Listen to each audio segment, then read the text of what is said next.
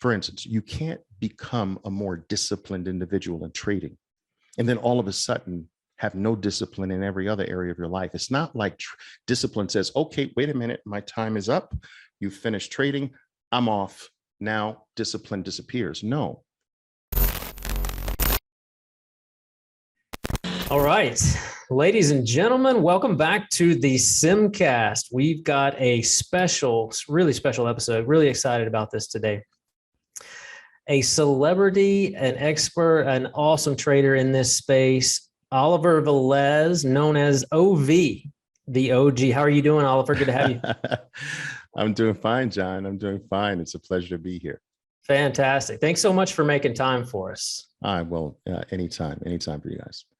Great, man. So listen, I thought today what we might do is just have a conversation. Sure. I'd really like to introduce you to our subscriber base and viewers, and just kind of talk about maybe, like I just said, OV the OG. I mean, you've been in this space for a long time.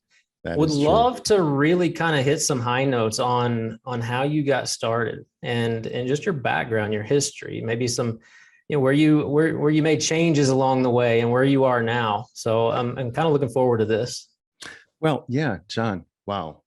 It has been a long time. It's actually been close to 4 decades. And wow. It's surreal to me, to be honest with you, John, when I look back, because I can remember things like they were literally yesterday.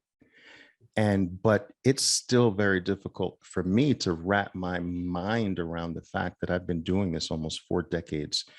And I'm constantly reminded by the depth of my experience and how many years I've been doing this with virtually uninterrupted in any way. When, I'm called upon when I'm called upon to talk about other people in the markets that I started with, and I realize I've lost them all. Like the vast majority of people are gone. I'm like one of the only ones from the OG years that are still here. When did you get the gospel started? of trading. When did you get started, man? 4 decades. That's a long time. I'm gonna go all the way back. So my father was a taxi driver who got his business to the point where he owned his own taxi company, very small, just a few cars. And he drove one of the special cars. And my father had this special client. We lived in Brooklyn, New York at the time. He had this special client that only he would take care of every single day. This was a Wall Street guy from our area. And my father would drive him down to Wall Street every single day and actually pick him up and bring him back to Brooklyn every day. It turns out that this guy was a very serious gold bug. Now we're going all the way back to the beginning of the 1970s. I was 3-4 years old at the time. And he impressed upon my father, you have to really start investing in gold for your son.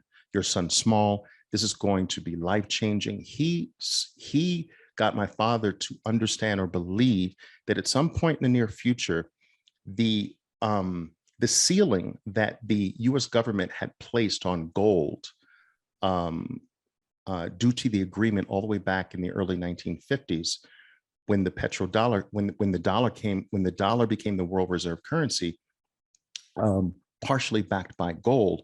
Gold was fixed at a $35 an ounce price. So anyway, to make a long story short, this gentleman convinced my father that that was going to break. And while he couldn't promise when it was going to break, he felt that when you artificially keep a market capped and prevent it from moving, when the cap is released, it will make up for all that was lost during its period of imprisonment. And that was his theory. And it triggered my father. So he encouraged my father that if you can, find a way to at least buy an ounce of gold every single week of your life until this happens. Well, I don't quite know how much my father bought, but he did for years. And just as he said, I believe that date it's special to us. August 15th, 1971, President Nixon takes us off the gold standard, which in a sense is America's first real official default, but it's not marketed or couched that way. Mhm. But the effect that it had on gold changed my family's life. Do you understand? In a short period of time, gold went from $35 an ounce, what my father had been accumulating at $35 an ounce for a long time. It went from 35 to nearly $1,000 like that. And Unbelievable. this was a life-changing event for me. Now, I was too young to understand, I mean, why we went from why my friends changed, why our home changed, why our cars changed, why my clothes changed, why my schools changed. Why did my life change this so dramatically like this?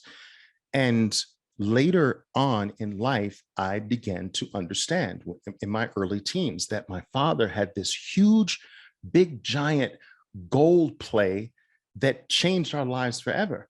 Hmm.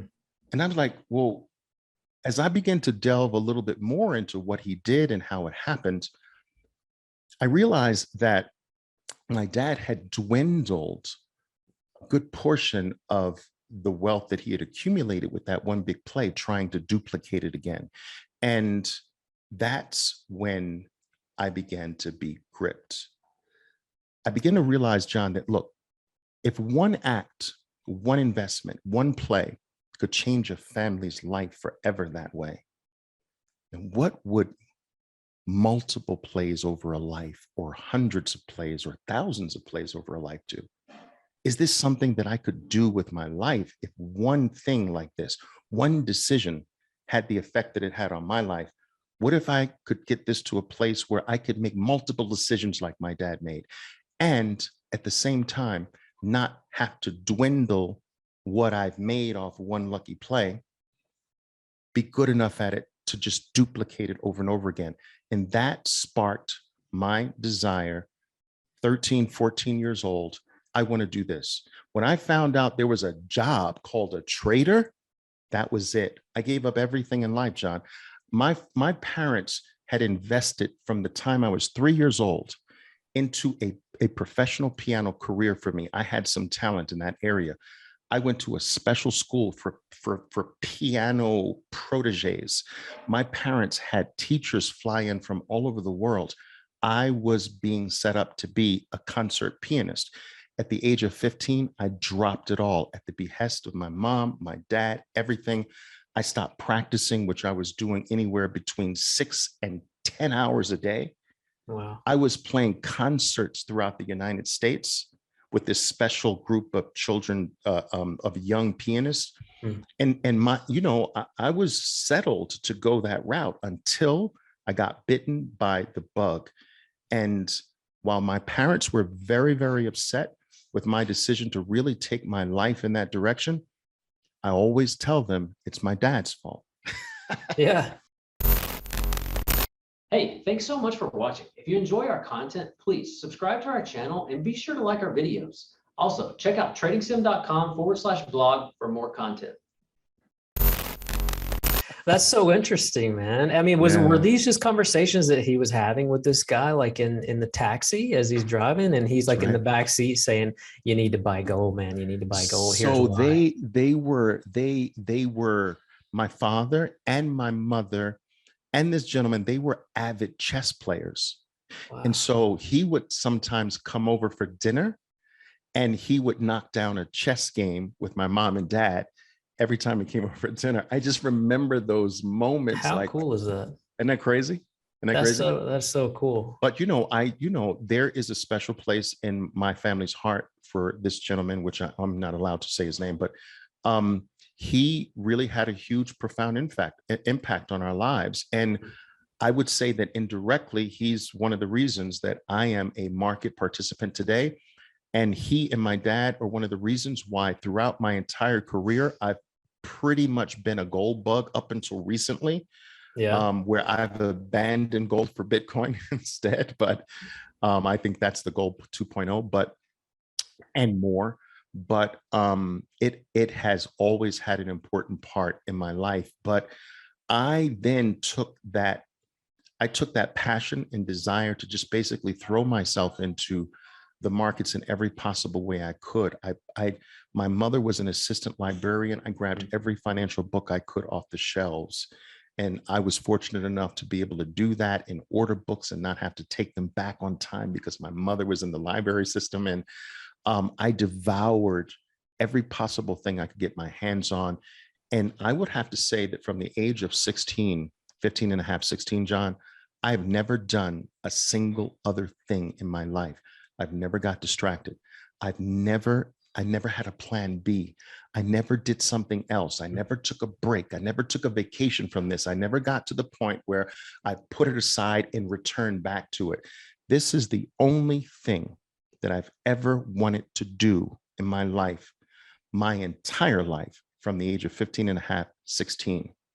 And it has been the same up until this very day. And I will tell you this, there's not a moment that I don't pinch myself, that I look back, John, and I realize that I've lived such an incredibly privileged life, despite the fact that those first years were extraordinarily difficult for me. As they are with most people, I think, trying to gain their footing in this space. But I look back and I feel blessed because I've been able to really do what I feel that I was born to do from a very early age without ever deviating, ever. You know, that's Crazy. what I was just about to say. That's a real blessing, because you think about how so many people just kind of, I don't want to say flip flop, but you know, they go from one thing to the next, and it's like, what do I need to do with my life? You know, what you know, is this the career that I want to be in? You know, that sort of thing. So it's really kind of cool that you found Yeah, that thing. Now, I have a question. sure. You said you were a very disciplined pianist, and believe me, like I did 7 years of that myself, with Oh, my really? own Okay. mother just You forcing me to sit understand. You down understand. and but I'm curious, did that teach you, because when you think about that, a lot of piano practice is just repetition. You know, it's repetition. Like, you got to learn this song, and you go over it and you go over it and you go over it and you go over it. I'm wondering if you learned, and did your parents teach you any sort of discipline from that early age that has kind of helped you develop into the trader and the educator that you are today? Well, I think what you're really asking, has music really had some effect on where I am today? What I do, did it contribute to my Sure. being a somewhat successful trader? And I'd have to say yes. Uh, in a variety of ways. Well, first of all, as it relates to my parents, I think that what my parents, by forcing me to practice 6 to 10 hours a day, depending upon whether we were in the summer or during school hours, I think that built in me a very sound work ethic. So from a practice point of view, I just took it on, and as a kid, I did what I was supposed to do. I do feel that to a certain extent, I lost a big chunk of my childhood. And so that's why I continue to, I'm very immature and almost childish now, because I sort of lost my childhood early, just to my parents' dream of me becoming this great concert pianist. But also from a musical point of view, I think there is you as a musician, you understand that there are mechanics that can serve as the foundation of your art, but at the same time, it is an art. Mhm. And so to be 100% technical will never lead a musician to being great or even above average. That the technical aspect is the beginning road to becoming a master of the art. It is the beginning. It is not the end. It is not technical proficiency is not the end. It's the beginning. And so I understood that, just like music, that playing the markets doesn't have a technical prescription, just like music doesn't. You can start off with a prescription. Very much like learning how to ride a bike.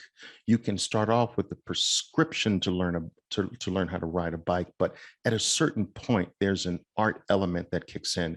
And I think that not only goes for trading, it goes for anything in life. But my intimacy with music and playing the piano made me understand the distinct difference between those two. So I remember this transitional point in my journey in the piano where something clicked, and it stopped being me playing something, and instead of something almost playing me. I remember this transition. It was that transition from being a technical player to an artistic player where I could play with the notes. And then I went to this other level with that also led me to I think that had a huge profound impact on my trading as well. That not only did I reach a point with my piano playing that I could play with the notes, I could dance with them. It wasn't just following sheet music, right? That I could put my soul into it, and it was very different. But also, I began to realize at the higher level, John, that music is in the spaces. It's not in the notes. See, the technical version of playing music is to play the notes. But really, what gives the notes their beauty and their eloquence and their life-changing capabilities is the spaces, the silences between the sounds. Because if you had one giant sound without a space in between, it would be freaking annoying, right? Sure. So you need spaces of silence at different intervals to give the notes this beauty. And Yeah. when I realized this in music, it took my whole art to a different level, that I'm really playing the spaces. The notes are interrupting the space, the silences. It's not the other way around. Well, if we take this to trading, Yeah. there's a point where I elevated my trading with that realization as well, that I'm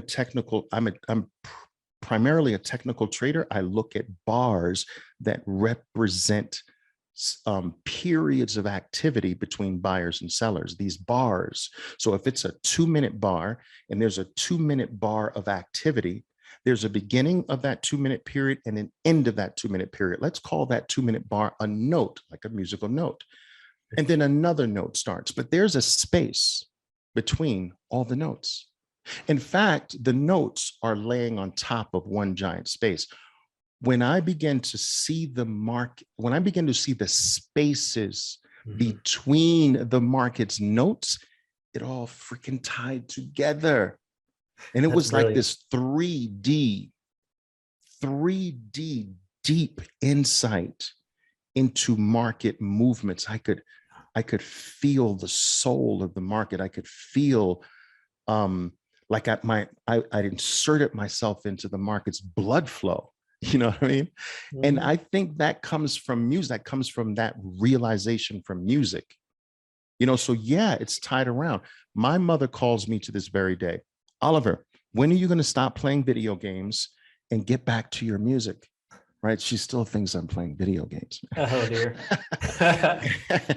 And I'm like, well, Mom, I play a keyboard of a very different type today, but maybe one day, you know, I keep the hope alive. One of these days. That's really cool. I mean, that analogy is Yeah. so spot on. And, you know, I Mm. think even people who may not be musically inclined can appreciate that it really is like, you know, you reach that level where you feel the market, you know, you're just in tune with it. There's harmony. And I'm thinking about one of your YouTube series that you put out on trading the open like a boss, which Ah, was yes. actually like really you know Very popular series. one of my favorite series ever. I Awesome. mean, just the way that Awesome. Appreciate it. the way that you talk about that, I was literally sitting there while you were describing the piano notes and thinking about the series that you created there, where you know the notes and the spaces in between, and we're actually layering limit orders up there because we know it's going to come and then it's going to fall, and there's this ebb and flow, you know. So Yeah.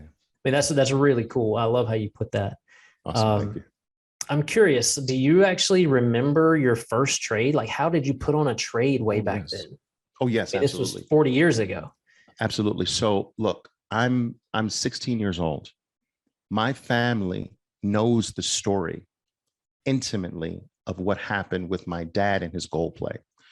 So I played on that. I did not have money to start myself. So I went to every single family member and said, you remember what happened with my dad? You remember what happened with my dad? Remember what happened with my dad? Everybody said, yeah.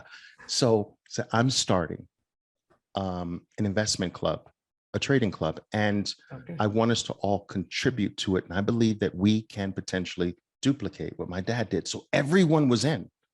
So I started this investment club called Wealth Builders of America. All right.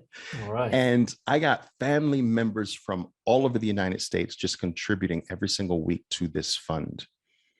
I remember the first, and so everyone said, Oliver, look, you do the plays, you do the investments for us. Okay. And so I just remember us having the once a month meeting. On the first meeting we had, we debated for like 3 hours. Do we use everything we have? This is the first play. Do we use everything we have to buy 12 shares of Eli Lilly? It was Eli Lilly, all right, a major drug company. But that was the first play. Do we use everything in the account to buy 12 shares, or do we leave a little bit of cash and buy 10 shares? And we debated this for like hours.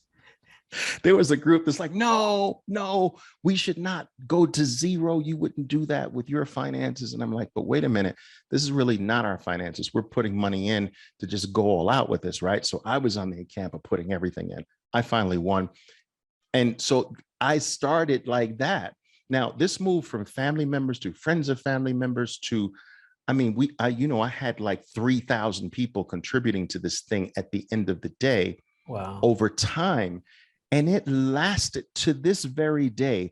That investment club is not active, but it's still active in a way where people still have things invested. It has put children through college, bought homes for people. And we did it right. We're going all the way back to 1980, 1981.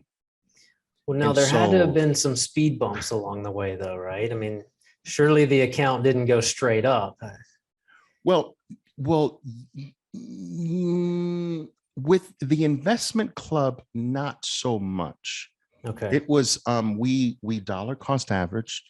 We looked at movements down in very sound companies as just opportunities, not really as speed bumps at all.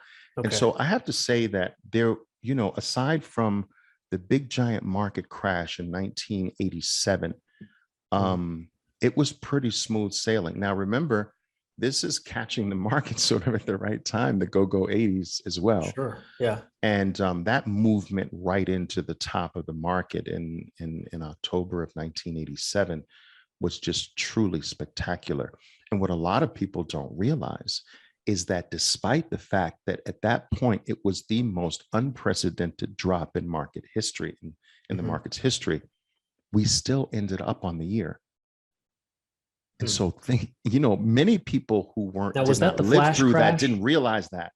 It was more than a flash crash, but it was, I guess it was the start of what many people began to refer to as a flash crash. But it dropped, but the comeback was relatively quick, almost like the drop in March of 2020 in that sense, but just a little more damaging from a percentage point of view, I believe. And so up until that point, it was smooth sailing, but it happened so fast, we didn't sell or panic or anything. And that's why I know so intimately, like the market didn't go up. But I will tell you where the hardships came in. The hardships came in when I began to make a shift from the focus on the club, which was really on automatic dollar cost averaging into a handful of very solid Dow-based companies at the time. I wanted to get into the professional trading side of things. Okay. And that's when I began to just experience with that dream. Got it. So is this where, because I've heard you talk before about it took you like 6 years to reach consistency. Now, we're not talking about the investing club there. We're talking more about OV, the professional trader, basically. Yes. So I started at the age of 18 trying this. you know, getting a small account put together. You know, there were no ways to practice in the early 1980s. There were no demo accounts. There were no simulators. There were no products like yours. No trading sim. No trading sim. They didn't exist. You either opened up an account and lost everything you had, or you didn't. Mm. It was the trial and error period. And the way I actually developed was just like that, John. I would put together enough funds to open up to put money into an account, and I would start off with a list of things to try. And my thing is that, okay, item number one, if I lose the entire account on this one thing, I cross it off my list. And then I would go get a little part-time job, build up another fund, and start again. Now, I vowed that I would never work full-time. So what I did was I went to school at nights so that I could trade during the day. But during the periods where I couldn't trade because I would blow up my account, I had an arrangement with this temp agency. And so they would place me, and I told them I really only want temp jobs on Wall Street. And they did it. I mean, they were very plentiful back at that particular time. So I would do these temp assignments, no more, 4 to 6 weeks, no more than 6 weeks. I'd never wanted to take a break in my trading more than 6 weeks. So I'd do these temp jobs, take a little piece to live off of, take the whole check, put it into a trading account, and then try item number two. And if I lost everything on item number two, I knew it had no validity. Cross it off my list, call up the temp agency. I need another gig. And I did that year after year after year. You know what this reminds me of? It sounds like you're like Livermore, where he's plunging. Is that like the technique? Like you put everything you had into something. If it didn't work, then I'm going to go back and I'm going to work more and then try it again. Yeah, that comes from something that I learned early on through reading. I can't remember the source, but I remember when it came to something I learned early on through my reading taught me that you can't work on one demon. You can't work on more than one demon at a time in your life. If you're looking to eliminate a demon, if you're looking to eliminate a major fault, a major flaw, you can't work on 2 or 3 or 4 flaws at a time. You can only knock them down one at a time. And you should go to, or first of all, you should identify what the biggest flaw you have is, what the biggest error you have is, and then to put every single thing that you have, all of your might, into destroying that fault, because that fault is holding back your future. All right, more than anything else. Don't water down your efforts to kill this thing. Give it everything you have. I took that approach with also things that worked or not, or would not work. I felt that trying to spread my limited capital over 8 different things to try just wouldn't cut it. At the end of my money, I wouldn't know, well, which one was responsible for this.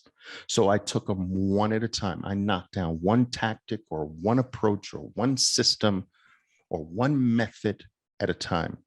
And I knew, so if something made me last a longer time to zero, I would try it again, because the fact that it just didn't blow up, maybe I could tweak a little bit.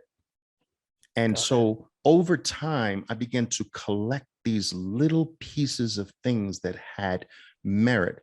There was a lot that didn't have merit. So the cost to find out what doesn't work is very, very expensive. Yeah. That's a very high cost, you know? And so I blew through account after count. And, you know, I would get in trouble sometimes, because when it came to a point where I would have to decide to, wait a minute, my rent's due tomorrow. But I think I might be able to make more than my rent if I put this in my account. And I would put it in my account and blow it, you know? And so I got evicted from places. I slept on the couches of friends. And I learned a very valuable lesson during this period as well, because this was all at the chagrin of my parents, who were like, you should be playing the piano. You should be finishing school. Why are you going to school at night? Why are you gambling? All right. They just didn't get it. And why are you sleeping on the couch of your friend? Oliver, what are you doing with your life? And I just remember, it dawned on me, this very valuable lesson that I've shared with my kids and anyone who would listen, basically, that, listen, your friend stops being a friend after day 3 on his couch. Just remember that. That's a life lesson right there. You got 2 days tops. Yeah. So yeah, those were the hard years, John. Those were very, very difficult years for me because I wanted nothing else in life. Do you understand? Yeah. And I saw no evidence for a very long time, what I consider to be a very long time. I saw no evidence that I was right. All the evidence said my parents were right. All the evidence said the naysayers were right. My heart, my soul said I was right, but I couldn't produce any evidence that proved that I was right. My evidence proved that my mom was right. I shouldn't be doing this. My dad was right. I should not be doing this. My family, my friends who were, working in corporate America while I was fooling around trying to make it in the trading world. And so it's very difficult, especially at nights when you don't want to do anything else with your life, that this is the only thing you feel you've been born to do, yet life gives you nothing to say you're on the right path. And it takes true character and dedication that is almost unworldly to actually keep pressing through that, Yeah, that's really interesting. I'm curious. I've got 2 questions, if you don't mind. One is, what do you think it was that kept you moving forward despite all of the losses for that many years? Besides stupidity, insanity, maybe. John, I'm Surely often you had asked that hope, right? question. I'm often asked that question because, there is a line. I tell people all the time, there are these platitudes that say, never quit. Quitters can never win. But in reality, John, there is an intelligent point for people to quit. And I believe that intelligent point is if the pursuit of your dream begins to destroy, hurt, or harm the lives of others, it's time to stop. You and your dream have no right to negatively affect the lives of others. So if by your pursuit or your continued pursuit, you begin to destroy something about or with another, that's life telling you it's time to take a break or it's time to put this aside. And so that was my constant reminder.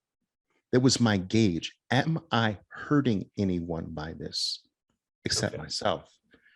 And so every time I would get to a place where I'm like, shoot, maybe I shouldn't be doing this. Maybe I should be finishing school.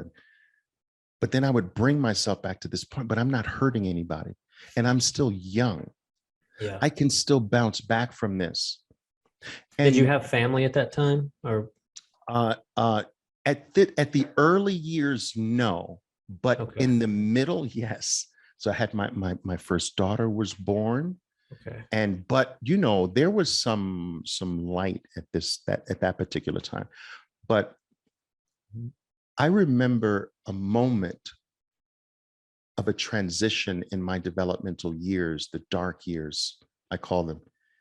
And it was a moment where fear stopped gripping me the way it did before. And that moment came when I accepted being a bum, John.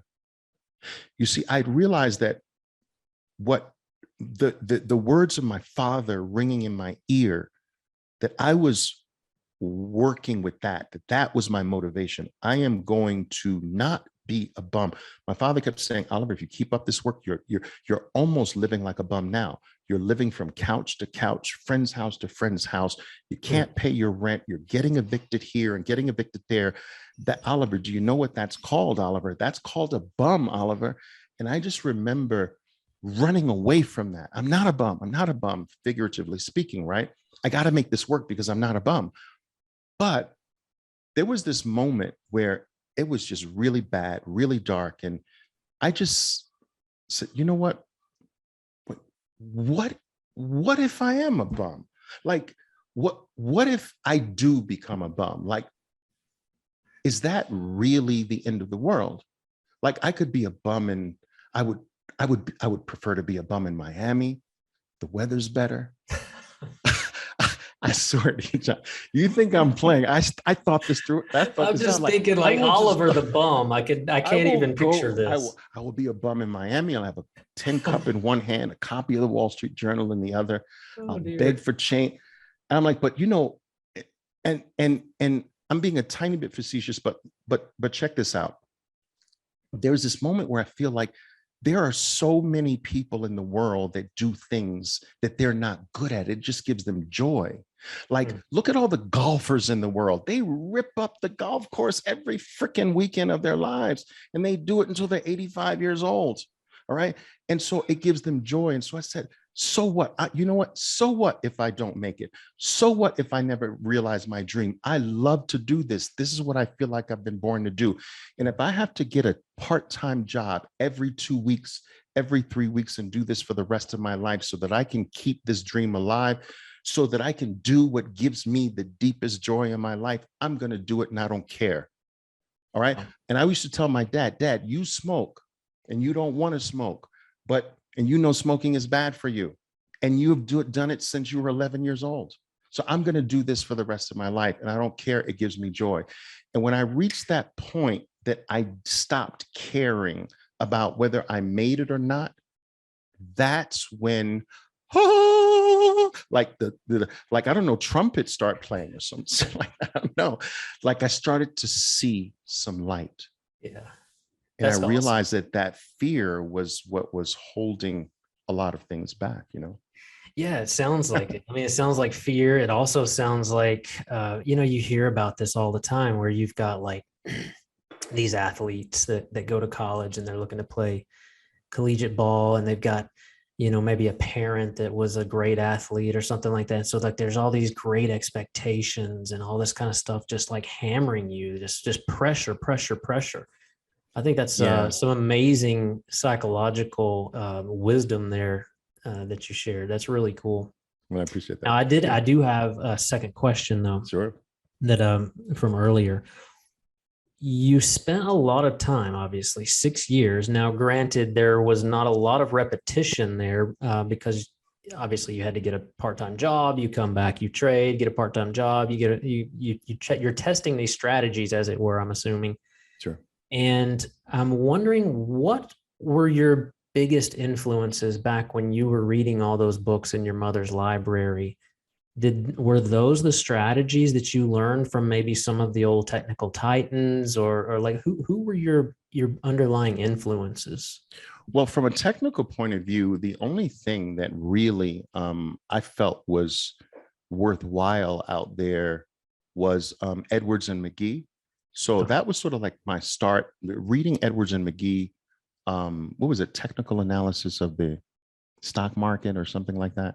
It's a classic. It was written back in the 1950s or something like that, and just basic technical concepts. And so I started off with them. I started off taking, these technical concepts from Edwards and McGee and experimenting with them. Of course, at that time, as I told you, you could only experiment with real funds. And so that was really the only thing. And then experimenting with an array of technical indicators, moving averages, oscillators, stochastics, the MACD, the CCI, the RSI, and all of these things. And, I went on this just long journey of testing things to see if there was validity with real money, because everything sounded amazing on paper, Right. but it never, very few things held up to true real money application. Very few things. Now, were you studying charts and things like that in your time off when you were actually doing your part-time job? Yes, but remember, this is before the era of digital charting. So That's I true. subscribe to this service called Mansfield's Charting Service. Heard of it. And you would get this package on Saturday, big giant package. You get 1,500 New York Stock Exchange stock charts, and you would get 4,000 NASDAQ stock charts, right? And each page had like 50 charts on it. So your first subscription came with a free magnifying glass to actually look at each square in detail. And so I studied charting with that service. And before there was digital charting services available, or at least that I was aware of or could afford or whatever at the time. And so, yeah, that was a very important service to me at the time. And as as things became a little more sophisticated and other forms of technology became available, like charting from your computer and things of that nature, they became obviously extraordinarily important to me. And so it was. I would say that my true professional career started in 1986 when I got my first real Wall Street trading job in December 6th of 1986. Okay. And that's when the whole professional side of my journey toward that ever elusive goal of being a master trader really began. So I always look at the dark. I don't look at the dark years as really having started. It was more like the incubation years, sort of like, the nine months in the womb, and you really consider yourself born, right? Not at conception, but at actual birth. So I just believe that my sort of actual birth was happened more in the professional, right? In the mid to late 1980s. So starting in 81 and 81 and having my first foray into the professional trading arena in 86, almost 87. So December of 86. Yeah. And I mean, we don't have to go into too much depth on, your early career if you don't want to, but I mean, was that with a prop firm or a hedge fund? Like, no, it's a major Wall Street firm, Kidder Peabody at the time. Okay. And I learned a great deal. For the first 6 months, I wasn't allowed to speak. Literally, no talking. I was just an observer. The firm was broken down onto multiple floors of traders, and each floor had maybe, I don't know, like 200 traders, 150 traders, and they were all on desks. So every desk was 8 traders, all right, more or less 8 traders. And I was assigned to a desk. So there were 7 traders. There were 8 of us in total, 7 other traders other than I was. Every desk had a head trader. That head trader got an override on all of our trading. And when the head trader felt that I was ready to actually start dabbling with a portion of the desk's portion of the firm capital, so every desk had a certain portion of the firm's capital to trade. That's when he gave me my shot at it, and it was not good in the beginning. It wasn't. I mean, I started out really bad, as most people do. I'd have to say, but so it was a rough, I would say it was a rough 1.5 initial month period. Just getting used to trading size at that level, which I hadn't traded before. Mm-hmm. So I think it was more of me getting acclimated to size because my technical skill was there. Now, I will tell you something interesting about this period, and this will lead to the very next chapter in my life. So I had like a 6.5, 7 year plus run in my career on Wall Street. When I when I entered the game, it was a sacrilege to trade the first 15 minutes. Most traders did not touch the market until after the first 30 minutes of trading. This was like an unspoken rule for one reason or another, that you let the market first settle. Mm, You let all of the retail orders get out of the way. A lot of those are clustered in the beginning of the day with right. people calling their brokers and saying, buy this at the market in the open, or place this order for me. So a lot of pre-market orders came in. There was this general idea or belief that you just let all of that get flushed out of the market, because the movements may not be enduring. It could just be temporary due to the buildup of pre-open market orders, right? And Got that it. was, you'd have the floor sitting around, sipping coffee, watching the markets, but not doing anything. And you'd start to see some people, you'd start to hear some keys and some flickering here and there, and some scribbling. So whenever you would hear the scribbling, John, orders were being made. It wasn't keystrokes back then. Keystrokes was moving the data maybe from this chart to that chart, or this symbol to that symbol. But the scribbling was the order, because at that time you wrote your own order ticket and you handed it to an order taker, a licensed order taker. And so initially, when I first started, the order taker was down the hall. So if I wanted to place an order, I would write the order out, right? And I would run down the hall to hand the order ticket to an order taker and hope no other traders were in front of me at the time. That order taker would take my slip, timestamp it. I was guaranteed the price of the stock at the point that the timestamp, even even if the order taker put the order in the system 5 minutes later, that timestamp was law. I would get the yellow copy. They'd keep the white and pink copy. Boom. I take the yellow copy back and monitor. Now, when I got back to my monitor, I really wanted to see my position show up on my screen. And that's how we traded back in the mid 1980s. That's It crazy. wasn't really until the beginning of the 1990s, when the law changed in 1992, were traders really given the ability to place their own orders without being official licensed order takers. So order takers went away, but that Yeah. was a career. You understand?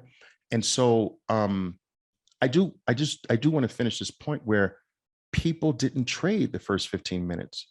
And so what during this 6 or 7 year period, I became at my firm the second most profitable trader in the equity division. And it got to a place where the firm wanted me to share my trading plays with everyone. So I would come in the morning, a secretary would kneel down next to me, take the symbols down that I was going to be focused on for that morning. She'd make copies for the entire firm. And there was one guy I could never really catch or supersede. His name was Meyer. And I could never get Meyer, but Meyer was just this huge, monstrous trader. And but I began taking advantage of that first 15-minute window. And so I got to a place where I was there was no competition in my firm within that first 15 or 20 minutes. And I felt that I learned that it was the absolute opposite of what everyone was afraid of, that there was flow off the first 20 minutes, that you could get clear signals of where the market's path of least resistance was within the first couple of minutes of trading. You did not have to wait and let the first movement of the market go by.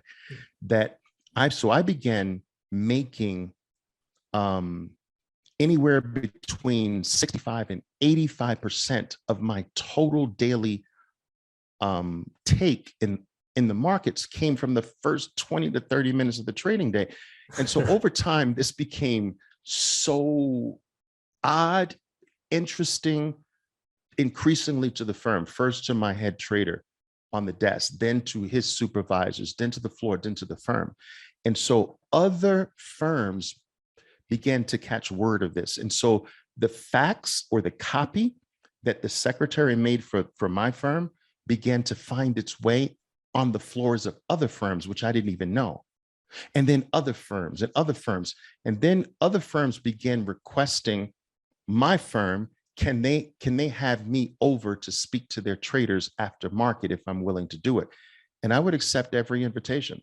I would go to these aftermarket trading meetings in all the major firms on Wall Street. And this is what ignited the idea to me that I could start my own firm. I can teach these guys what I do. I can show them what I do. And if they want my plays in the beginning, I can send a newsletter out to them by fax, the same way they got the fax of my plays when I didn't even know. What if I just did that myself? And so for a number of months, I would say for about a 6 to 8 month period, this idea just grew and grew and grew. And this is about 1993. And I'm like, you know what? I'm going to do it. It was a scary decision. I was doing well as a trader. I had a family. But the other thing that made it easy for me was that despite how well I was doing, that was more in comparison to people that I knew, but it wasn't me doing well based on what I thought I should be doing. So if I compared what I was pulling in for my family, for my life, and I compared that to all of my friends, where they were in life, whatever, I was definitely on top, but it wasn't where I wasn't getting what I thought I was getting. So let me give you an idea. My base salary was $25,000 a year. Now think about this. I'm making $50,000 plus an hour for the firm, an hour, and my annual base salary is $25,000 a year. That doesn't add up, right? Does it?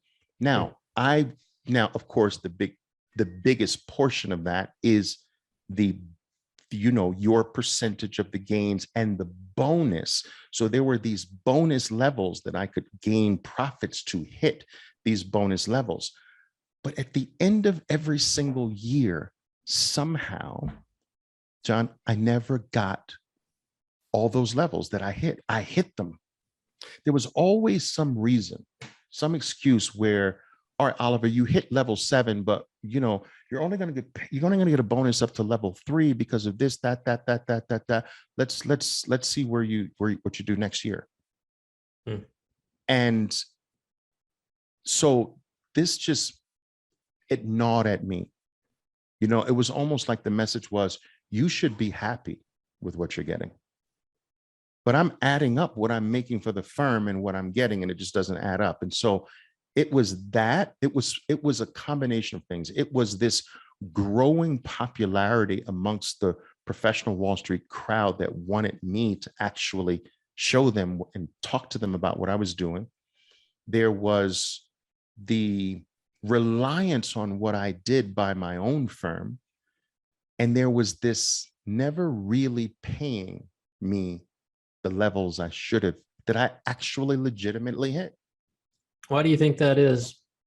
I think it's Wall Street's way. I mean, if you really ask most traders that have started their careers on the street, there's just this similar common theme that runs through, that they never really got what they were promised. They never really got what they should have. And that's a common theme.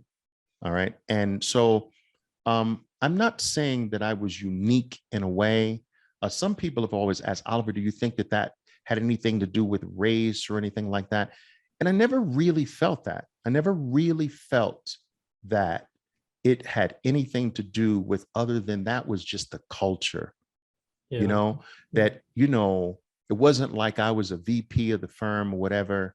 So it could just be done. And also, I just think that, the head trader, which I never wanted to be, because I never wanted the responsibility of running a desk, because I wanted to trade. Like the paperwork and the meetings, that's not for me. I just wanted to trade, right? So I could have been a desk leader, which I never wanted to be. And so I just think that by holding each trader back from the levels, there was more of a pot for the desk trade, the head trader to actually take, because really he's doling out his bonus. So it's a mass bonus for the head trader, who then shares that with his other traders. And so if he could clip some from me in this trader and that trader, his bonus was the biggest. And that's just the Wall Street way, Yeah. you know? Well, that's interesting. It's really interesting. You know what's cool about that story is I'm sitting there, I keep going back to your trade the open like a boss, and I'm thinking, man, Oliver was trading the open like a boss back in the 80s. Back in the 80s, That's awesome that you found it. During, listen, the average spread of a NASDAQ stock when I was trading was $4. Wow. Like you'd see spreads $8, $2, $3, $5 common. Crazy. I can't imagine how you, I mean, obviously if you observe something long enough, you'll find some way to exploit it, I guess. And it sounds like you did. That's pretty cool. Yeah. Why don't we do this? Why don't we take a break? Sure. And yeah, so, and those of you who are watching, please hit that subscribe button, hit that like button. And we're going to get back with Oliver here pretty soon. Okay. Well, you know, what's really interesting about what you were just discussing there with the fact that other firms wanted you to come, and were they asking you to teach their guys like your method or like your strategy? Like what was going on there? And how did that lead you into teaching? Well, not specifically, because these were aftermarket meetings that a lot of the firms had, and it was customary to do that. So there would be this end of day review, you know, with the idea of prepping for a little bit for what might be some of the themes that prop up the following day. And some firms did this in the morning too, as well. So they'd have a pre-open sort of bull pit or bullpen type of meeting. But, you know, it was customary to do one after the markets as well. And so it was the ones after the markets where, you know, a variety of firms would invite me to come participate in their aftermarket. And so, you know, there was always this, I don't know, this, just this curiosity with, you know, why do I trade the first part of the day? What do I see in that? How can my accuracy level be as high as it is? And, you know, and there was that curiosity always there. And I would, you know, I would speak not in very, very specific terms, but I would speak in general terms and try to convince them that this notion of letting the first move of the market day, which was really universal in the short-term oriented trading world, letting the market show you the first move was missing huge opportunity. And, you know, I've always been a fairly decent communicator, and these talks caught. And I could see how fascinated people were with me sharing that information. And that's what led me to believe, like, I can really make a difference with some of these guys if I were not tied to a firm. And so I decided to take that jump. I told you the things that also helped make that decision a little easier than it would have been. But I decided to make that jump. And so I left the firm, and with the idea of putting together my own firm. Now, this was going to take some time. It wasn't like I could end my career as a trader one day and start my firm the next day. Mm-hmm. So I went to what's called an upstairs trading firm at the time. It was called Upstairs because it was like off Wall Street. Okay. And these were firms that were set up for retired Wall Street traders or traders that couldn't really break into Wall Street, but still might have had some skill. And they were firms where you had to bring your own capital and they would leverage your capital. Mm. And so I got a chair at one of those firms to basically help support myself while I put this company together. And that company became, at first it was Pristine Capital Management, and later the world would come to know it as Pristine.com, which over a 12-year period grew to being one of, if not the most recognized trading organizations in the entire world.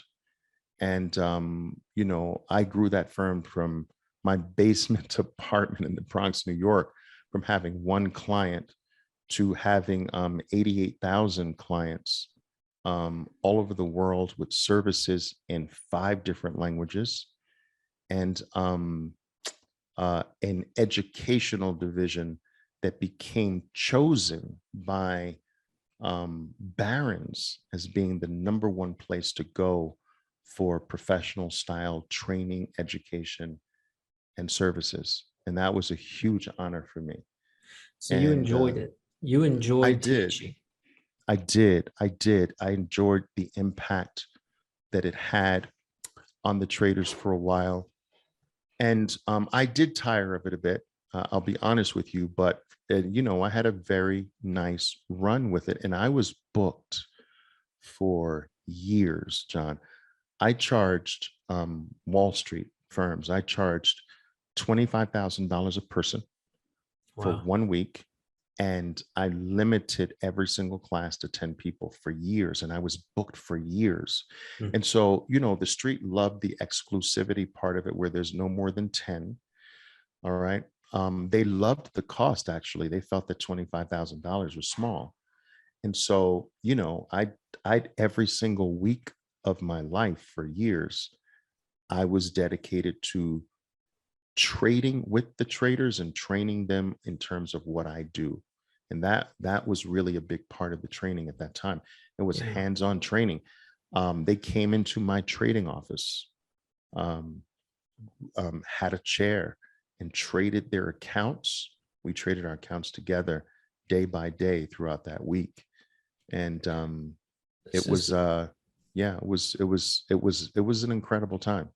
It's really cool, because I'm interested in the education side of trading myself, and just did an interview with a really big Wyckoff enthusiast in the past couple of weeks, and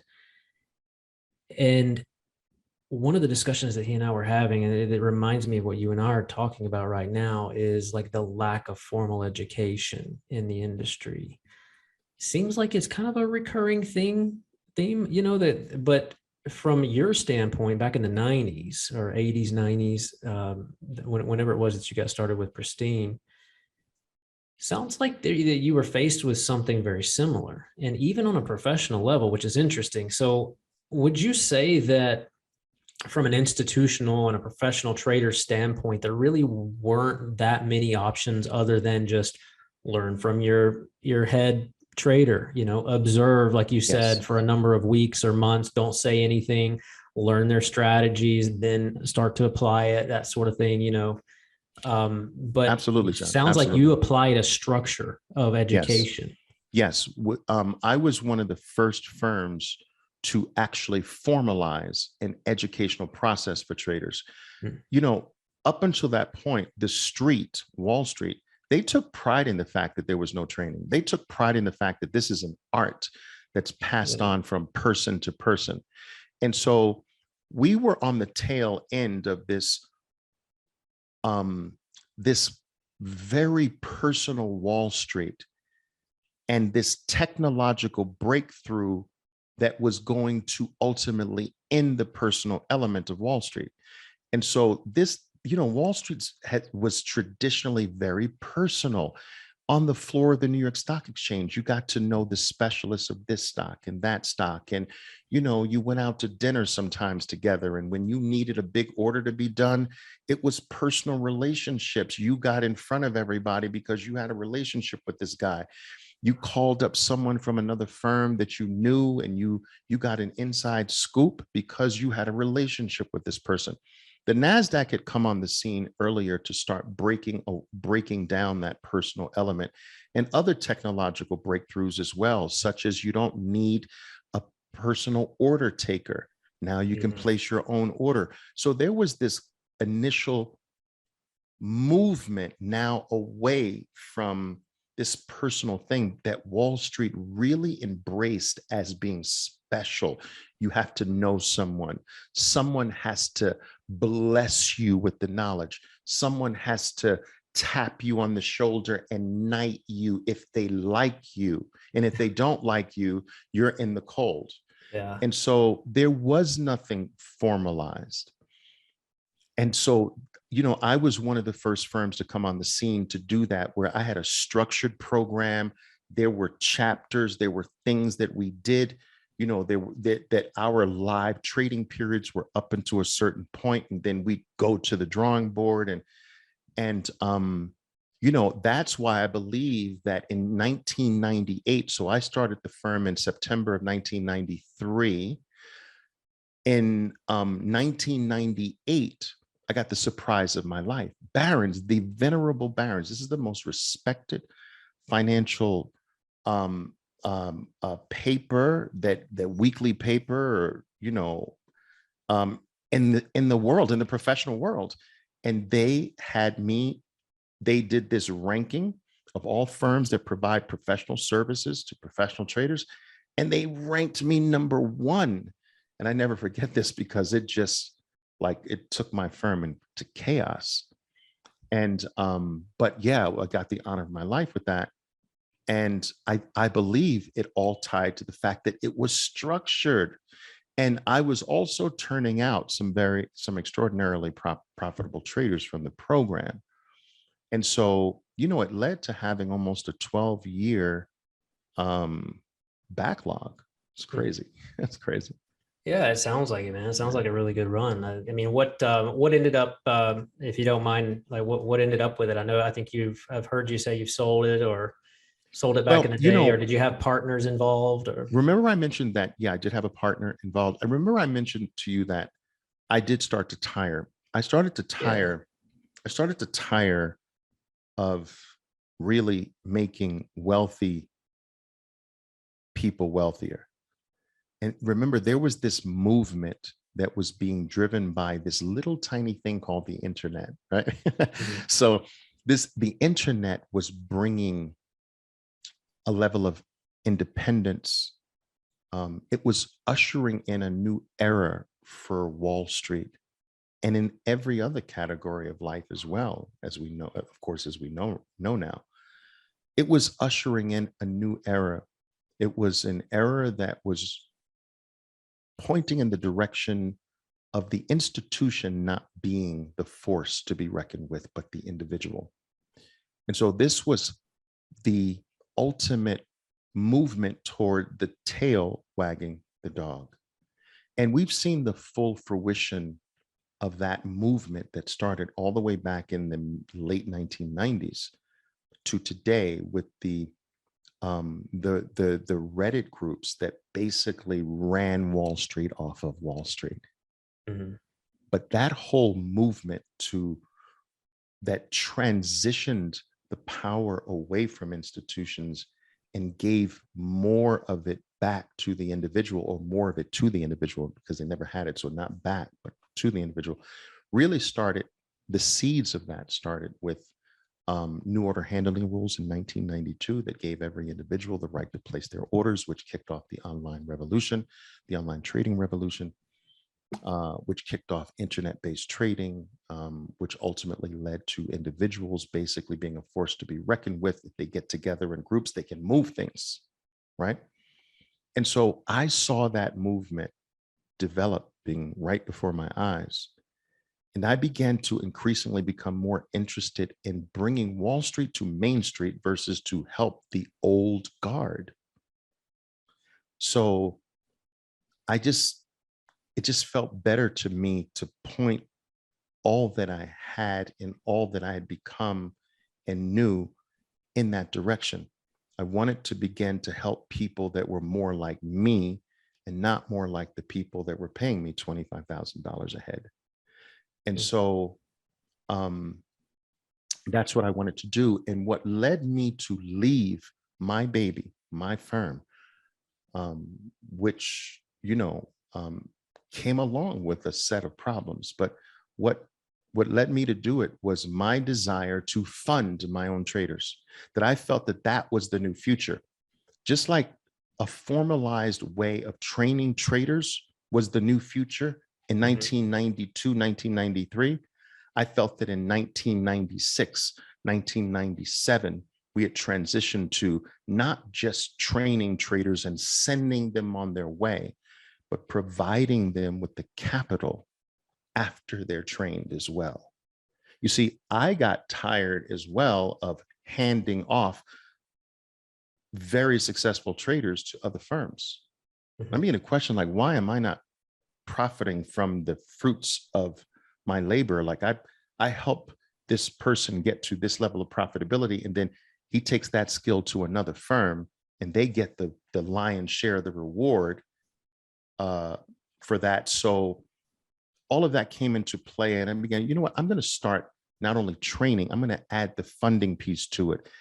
And when I did that, I left my firm because my partner did not believe at the time, did not believe in that vision.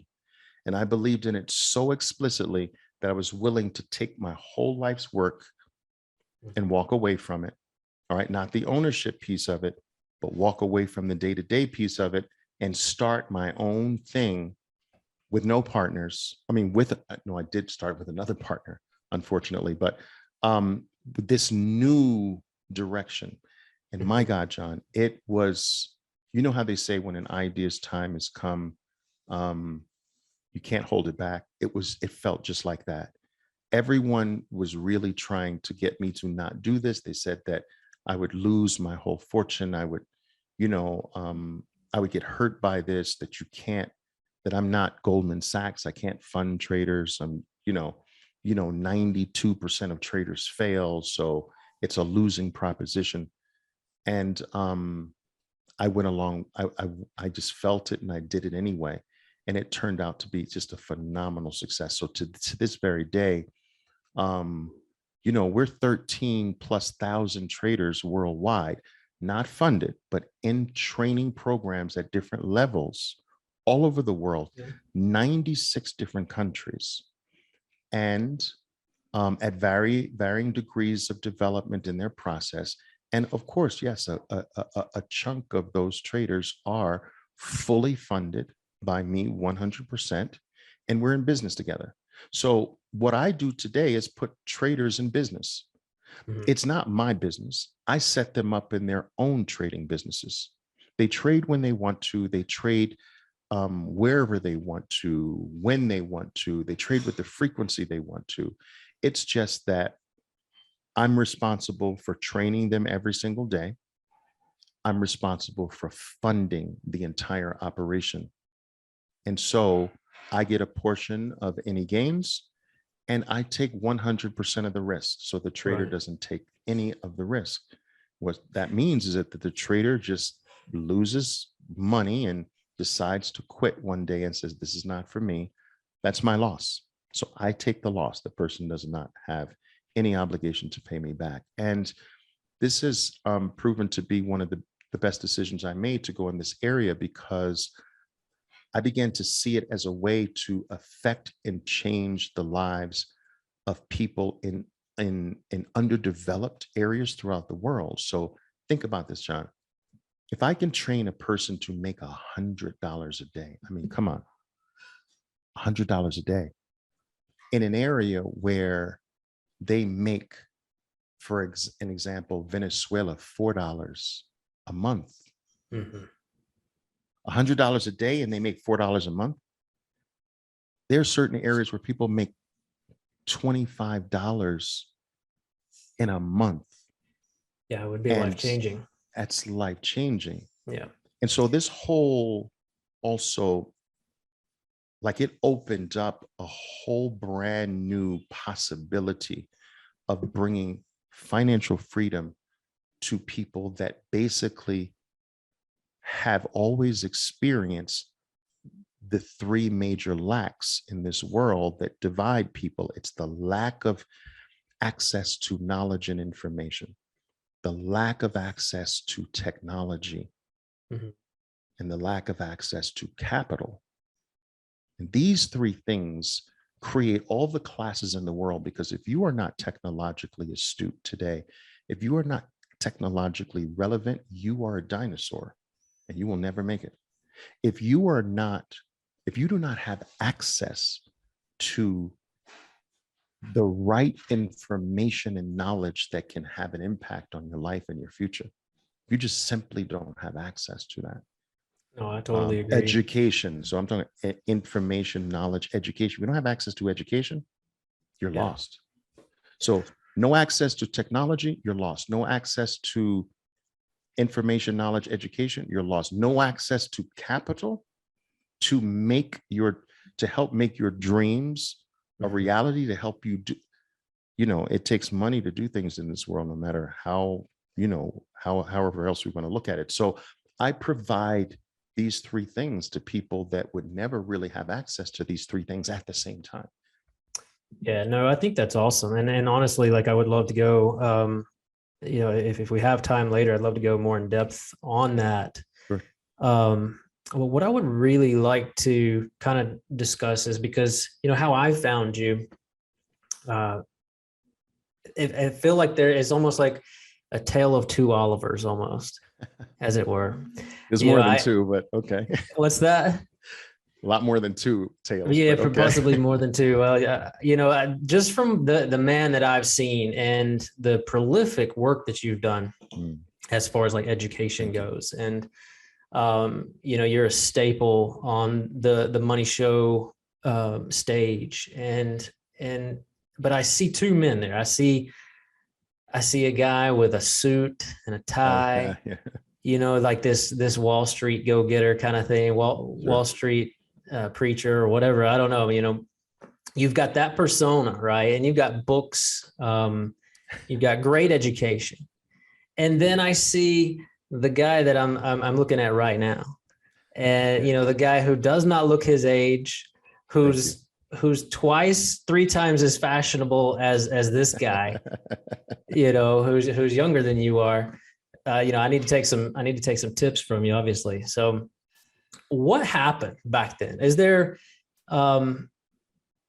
what caused you to maybe, change your life, whether it was, I want to know some struggles. I mean, we all face struggles, whether it's, exercise and overweight or and I don't want to touch on any hot button topics that you don't want to talk about, believe me, but no, it's okay. Like what happened back then? What caused the change? Well, I know the area you're talking about. I was admittedly a shark, John. I was all Wall Street. I was, you could not come around me or even seek a meeting or even stand in my presence if you were not in a suit.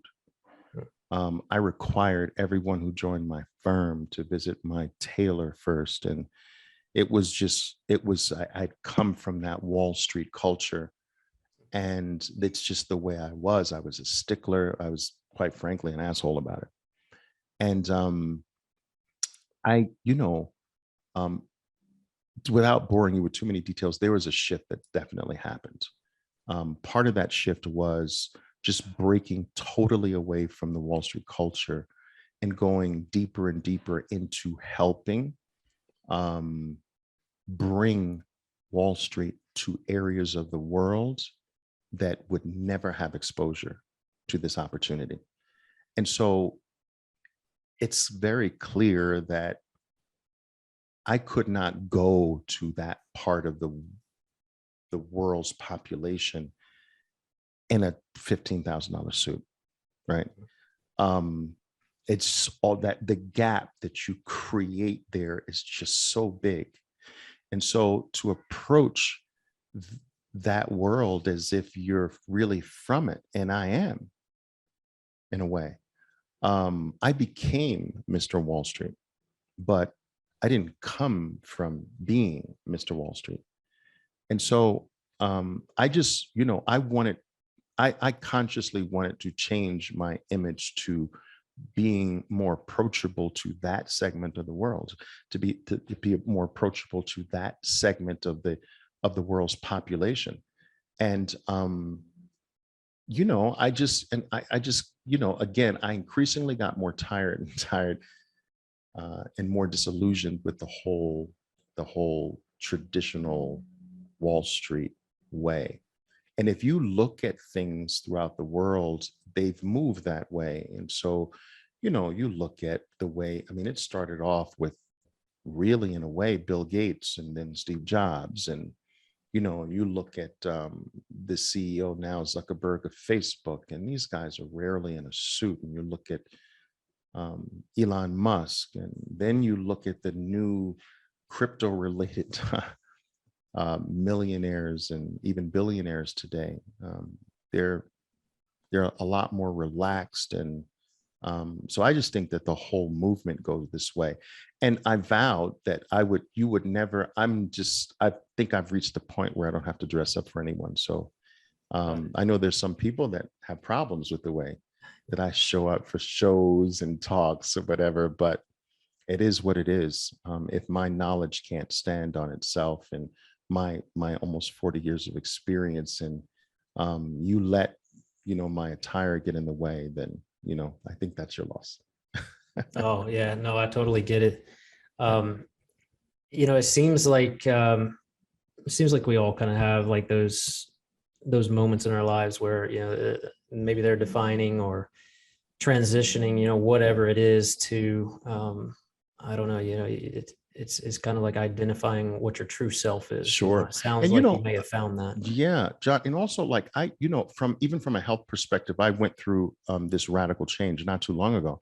I mean, I looked in the mirror one day and realized, wow, I let myself go. Like trading can be I still trade every single day of my life, every single day. And trading, and I also have training responsibilities. So while that doesn't dominate my entire day, it does dominate a good half of maybe a little bit less than half of my day. So when my you say training, so I have sessions with with groups of my traders, educational, right? Educational sessions where we trade together. We go over certain things together. We tighten things together. I review their trades one by one sometimes during these sessions, and we correct little errors and mistakes and like that. And that's an ongoing forever process. But you're doing that in a chair. And which can really be over years and years, can really have a very negative impact on your body if you're not conscious of it. And make sure you get the proper activity that hits your body. And you can become so obsessed with this that you really let your health part go. So I started to focus on getting myself back to a certain healthy state. I changed my diet. I began standing up while I work a lot more frequently, hitting the gym more regularly. And, went through a period where I lost 111 pounds. That's wow, crazy. really? 111 pounds over like about a year and a half period. Wow, that's now crazy. I'm off the low now, of course, but that was that. Well, was you still look fit, man. Point. I appreciate it. Thank you got some big guns over there. Yeah. So and I like this holistic approach, which I think is very important to have. There were periods in my life where everything was just trading and nothing else. But you found that balance. The real truth, right, is usually does not reside at extremes. Right. And so that pendulum that can spend some time at the extremes, but you want it to settle in the middle. The truth will always typically reside somewhere, maybe not exactly, but somewhere in the middle of two extremes. So no focus on it, 100% focus, those are never the answer, but in between. And so, yeah, I feel I've hit my stride. I found that perfect balance of just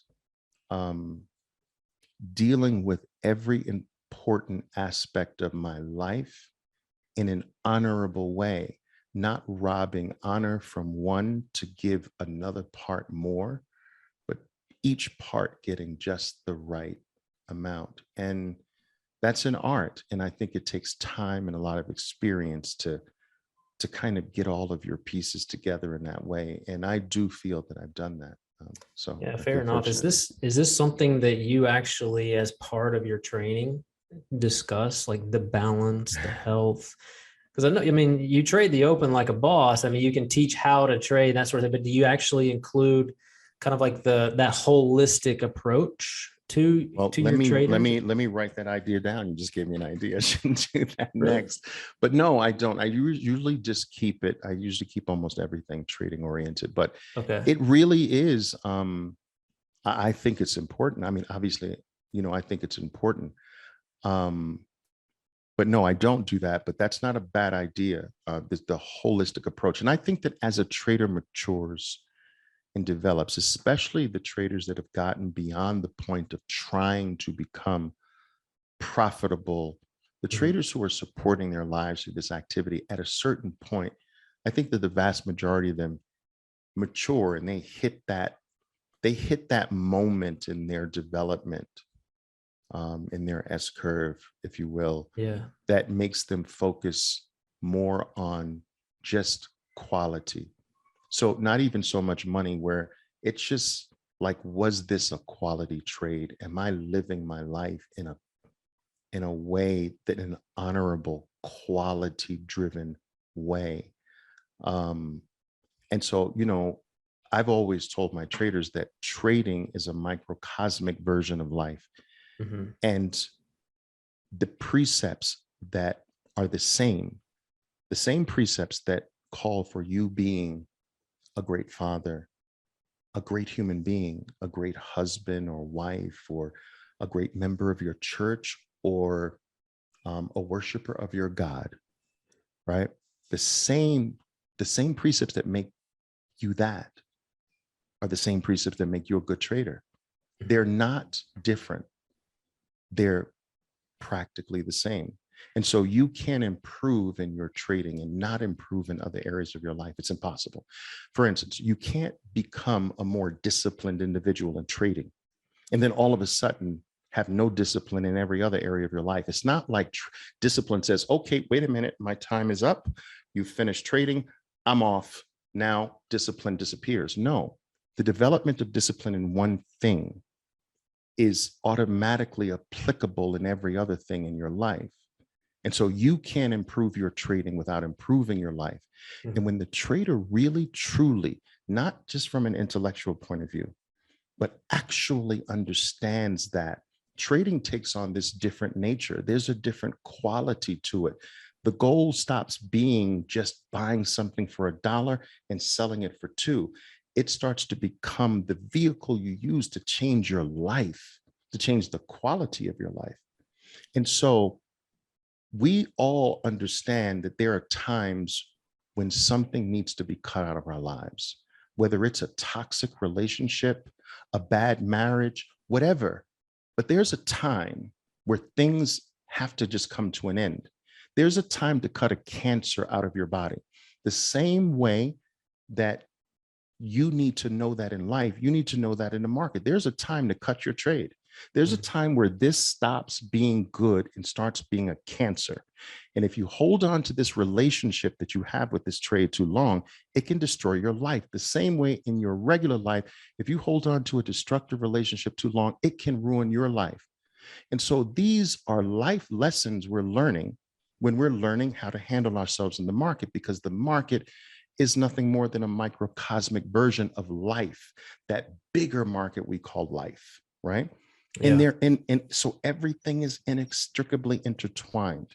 And so when you realize this, trading takes on this spiritual nature. It goes way beyond this monetary need. There's nothing wrong with it starting there, but it should not stay at that level. It should not remain there. And so, yeah, I mean, trading has done that in my life. It's made me want to be, it's made me a better individual. It's made me want to be a better individual. It's made me strive to keep my word, to keep my promises.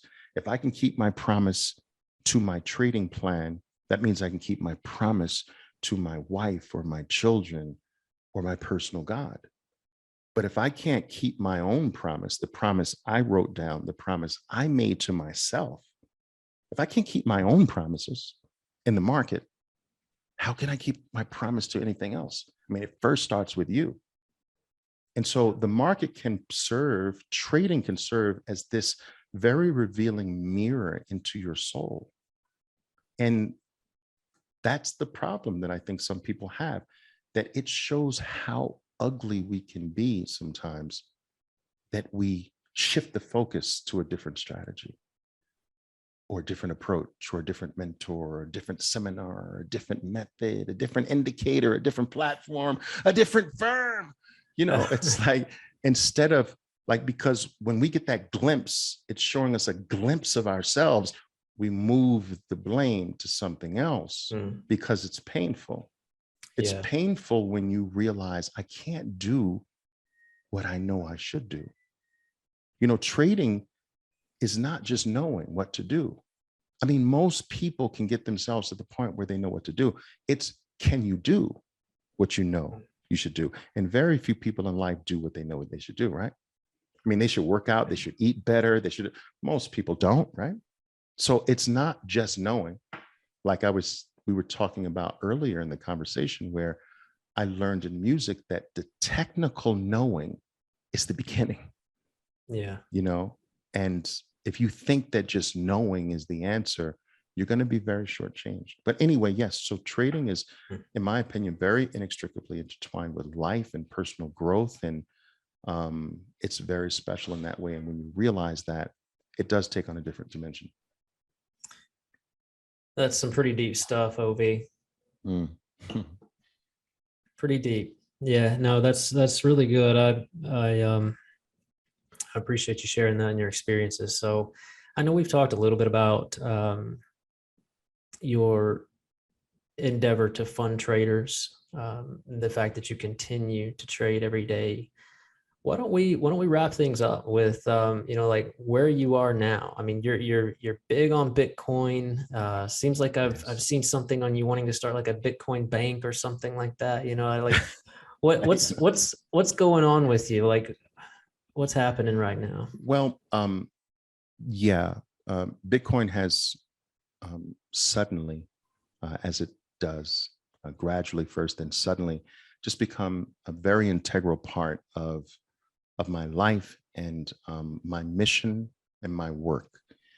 And I'd have to say that this started back in 2019, going down the Bitcoin rabbit hole, being caught by something that jarred my history, my lifelong history with gold.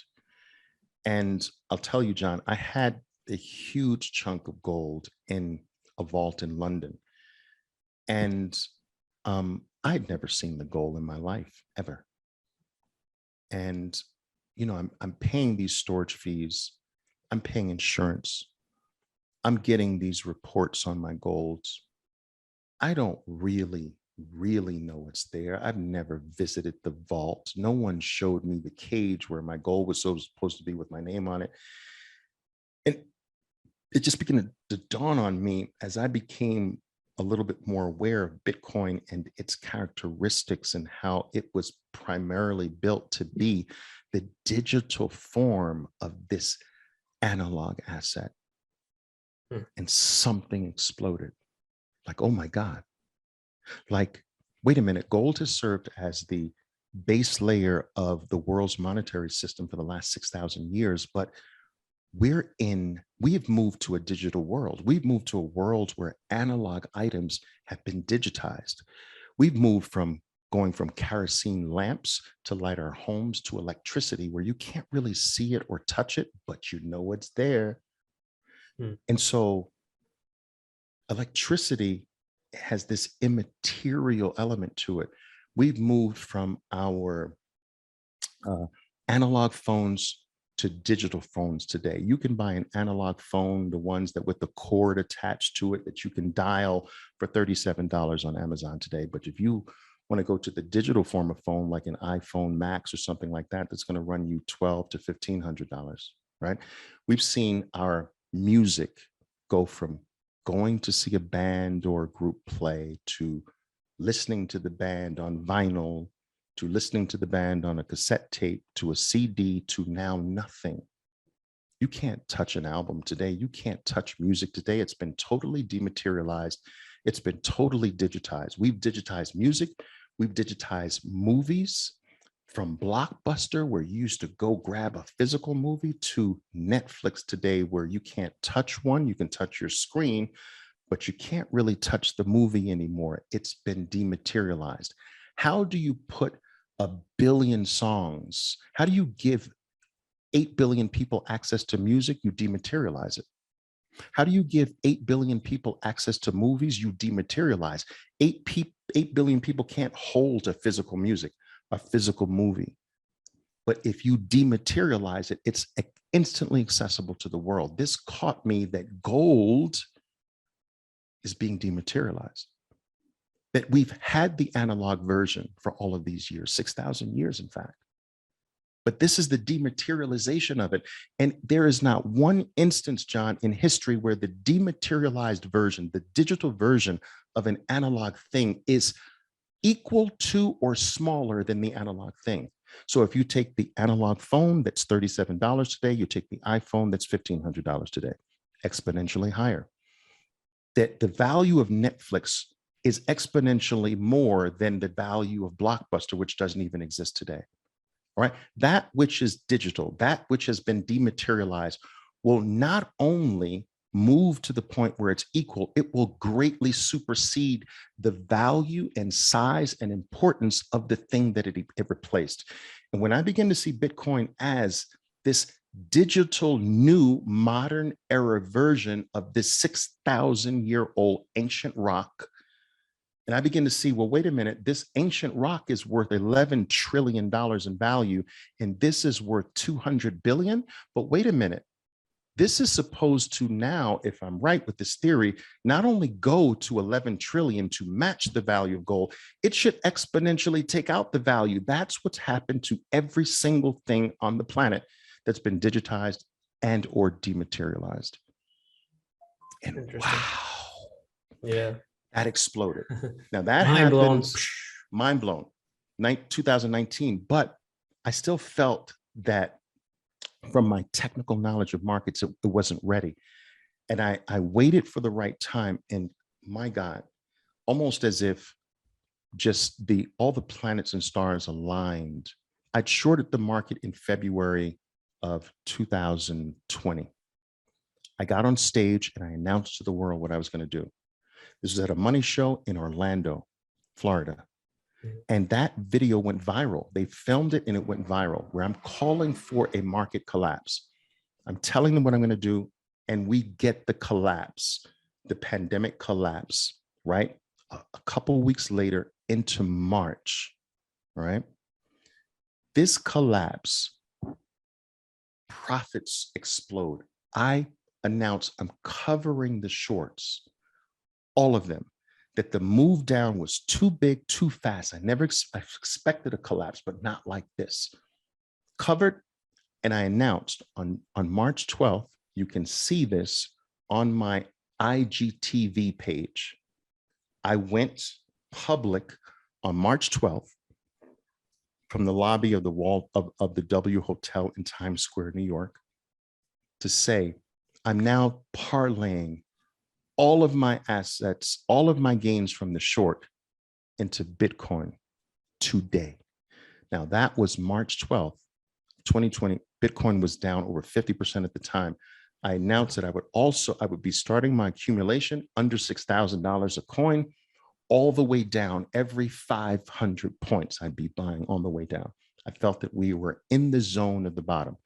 And my God, with Bitcoin hitting over 67,000 today, it turned out to be one of the best calls of my entire life.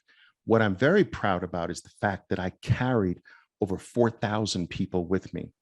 I have a Bitcoin trading club that it consists of 4,000 people spread all over the world, and I've done everything in my human capacity to not only get them constantly putting into this asset that I believe is revolutionizing and evolutionizing the monetary system of the world.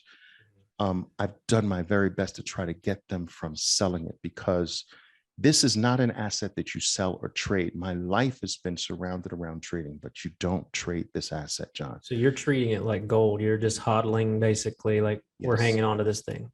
Well, think about this. I believe that Bitcoin is the protocol of the monetary system, the future monetary system of the world. So in another way of saying that is, I believe that Bitcoin is the internet of money. Money has been untouched by the dematerialization effect that I explained earlier.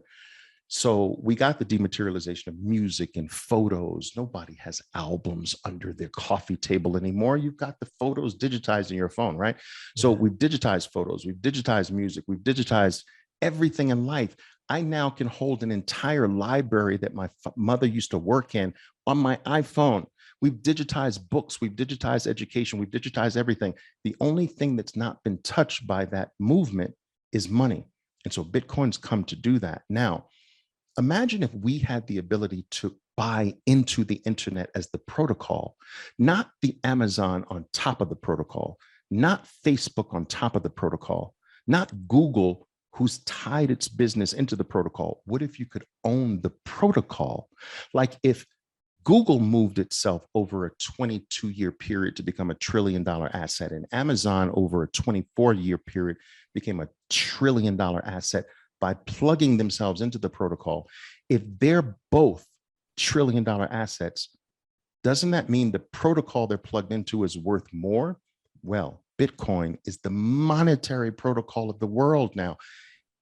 We have the ability to go all the way back to 1995, 1997 and buy a piece of the brand new internet called Bitcoin. Not companies like Coinbase and MicroStrategy and Square that plug themselves into the protocol.